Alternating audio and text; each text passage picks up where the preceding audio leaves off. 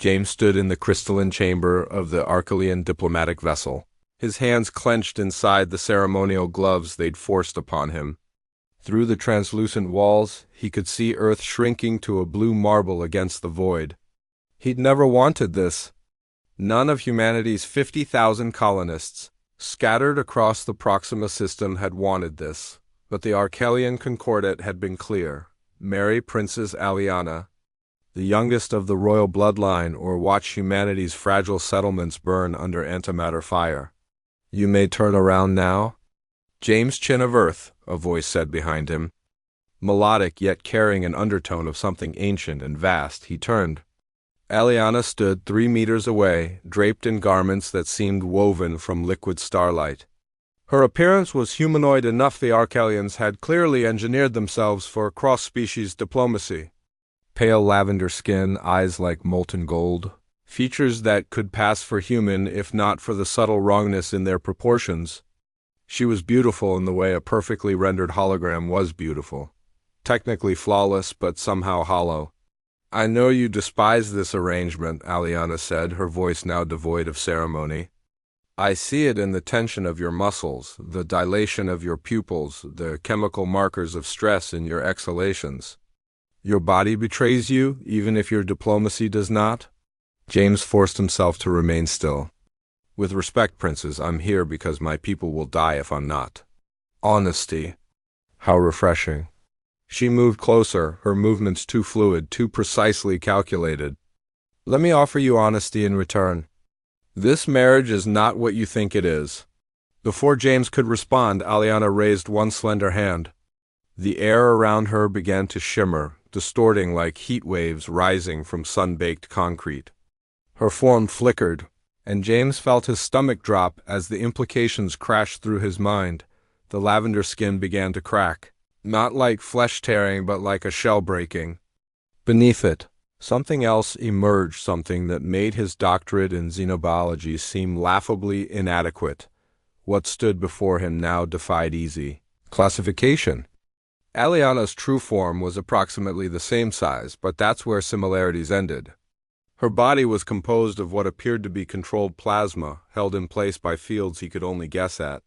Structures that might have been organs pulsed with bioluminescence deep within the translucent energy matrix. Where her head had been, there was now a complex arrangement of sensory apparatus that reminded him of both coral and circuit boards. The Archelian form you saw is, what would you call it? A biosynthetic interface. Her voice emerged from the plasma itself, no longer requiring vocal cords. We abandoned our original biology 17,000 years ago. What you call the Archelian Concordat is actually a distributed intelligence network spanning 14 star systems. James found his voice, though it came out as barely a whisper. Then why this? Why the deception? Why force a marriage? The plasma that was Aliana pulsed with colors that might have been amusement or something more complex. Because we're dying, James. Our civilization achieved technological transcendence, but we lost something in the process. We can no longer evolve. We've become static, trapped in the patterns we've optimized ourselves into. We've spent millennia trying to solve this problem through pure computation. But the answer keeps pointing to something we eliminated: biological chaos.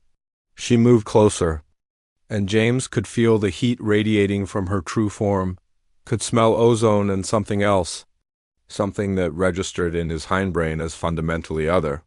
Your species is young, chaotic, inefficient, and beautiful in ways we can no longer achieve.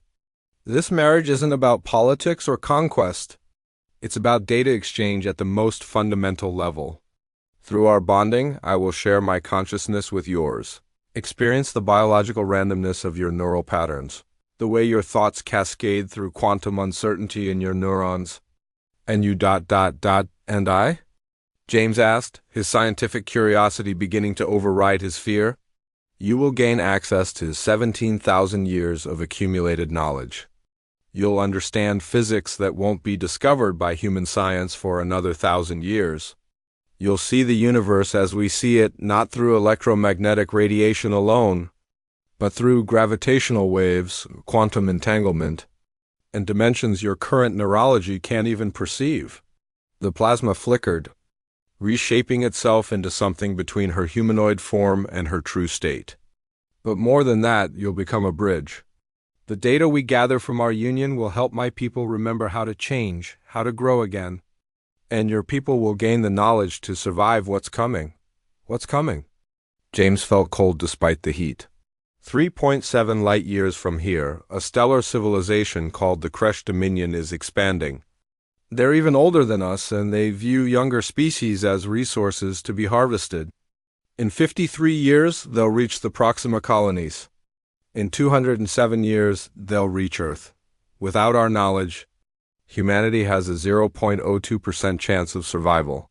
James looked at the being that was Princess Aliana, no longer seeing a captor or an alien threat, but a desperate entity seeking salvation through an unlikely alliance. The irony wasn't lost on him two dying civilizations.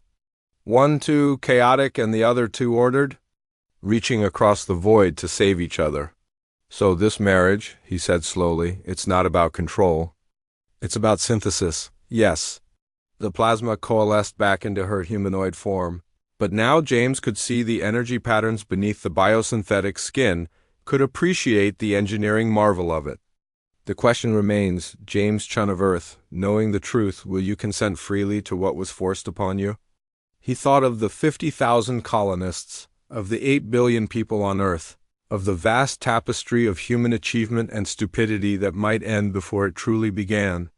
He thought of his own curiosity, the driving force that had led him to study xenobiology in the first place. The desperate, human need to understand the other. James extended his hand. I consent. Let's save two civilizations. Aliana's golden eyes, now windows to something far stranger and more wonderful, met his own. As their hands touched, James felt the first tendrils of her consciousness reach into his mind, and the universe suddenly became impossibly larger and infinitely more complex than he'd ever imagined.